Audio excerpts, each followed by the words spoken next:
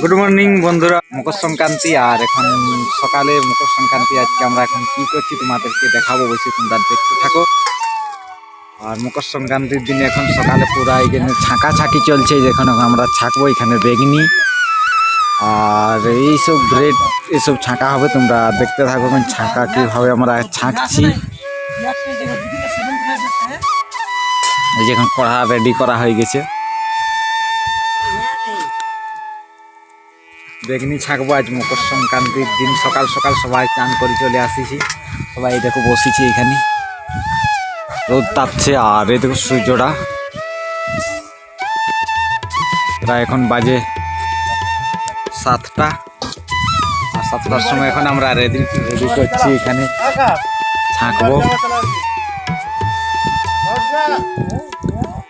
এখানে বেসন, এখানে বেগুন কাটা হয়েছে। চলো